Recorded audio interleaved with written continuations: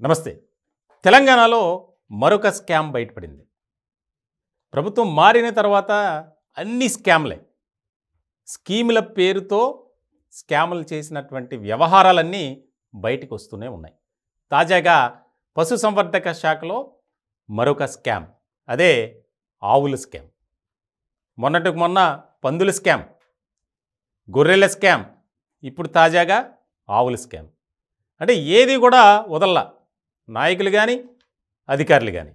ముఖ్యంగా తెలంగాణలోని కొంతమంది రైతులకు, అంటే ఆవుల్ని గేదెల్ని పెంచేటువంటి రైతులకు ప్రభుత్వం సబ్సిడీ కింద ఆవులను పంపిణీ చేయాలి అనే ఉద్దేశంతో 2022లో 1200 యూనిట్ల ఆవులను కొనుగోలు చేసింది. దానికి సంబంధించి మొత్తం 8.5 కోట్ల రూపాయలు కేటాయించింది.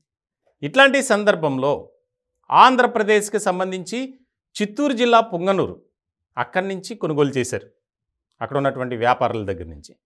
దానికి సంబంధించి ప్రభుత్వం ఎలాగూ కేటాయించింది 8.5 కోట్లు. దానిలో 4 కోట్లు ఎవరైతే వ్యాపారులు ఉన్నారో, ఎవరెవరి దగ్గర ఎంత కొనుగోలు చేశారో దానికి సంబంధించి వారి అకౌంట్స్కి జమ చేసేశారు. అయితే ఇంకా పెండింగ్ ఉంది కదా, ఆ పెండింగ్ని ఈ అధికారులు వాళ్ళ దగ్గరే పెట్టుకున్నారు, జమ చేయకుండా. ఇట్లాంటి సందర్భంలో ఆఫీసుల చుట్టూ తిరిగారు.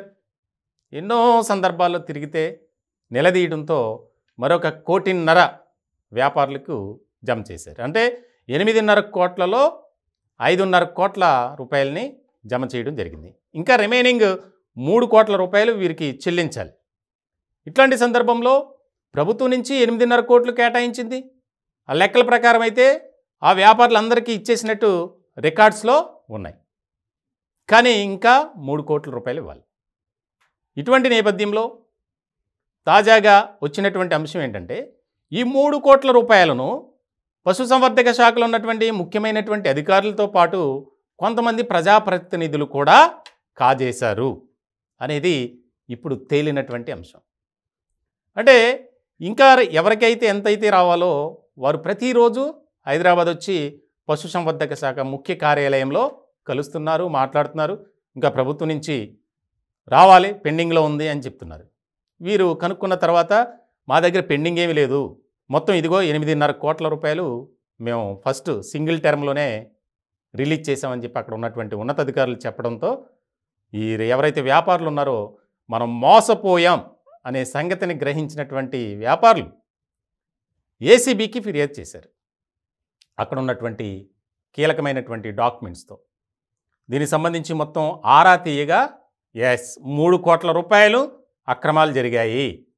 పశుసంవర్ధక శాఖలో ఉన్నటువంటి కీలకమైనటువంటి అధికారులతో పాటు మరికొంతమంది ఆయా పార్టీలకు సంబంధించినటువంటి నాయకులు కాజేశారు అనేది బయటికి తెలియంది. ఎవరెవరు ఎంత తీసుకున్నారు అనేది ఇంకా విచారణలో రావాలి. మొత్తానికైతే తెలంగాణలో మరో స్కామ్, ఆవుల స్కామ్, దాని పేరున 3 కోట్ల రూపాయలు. అంటే అధికారాన్ని అడ్డుపెట్టుకుని ఏ రకమైనటువంటి వ్యవహార శైలితో ఉన్నారనేది ఇక్కడ మనం క్లియర్గా చూడాలి. చాలా దారుణమైనటువంటి విషయం. ప్రభుత్వం సంక్షేమ పథకాలు ప్రవేశపెడుతుంది, అభివృద్ధి కార్యక్రమాలకి కోట్లాది రూపాయలు వెచ్చిస్తుంది.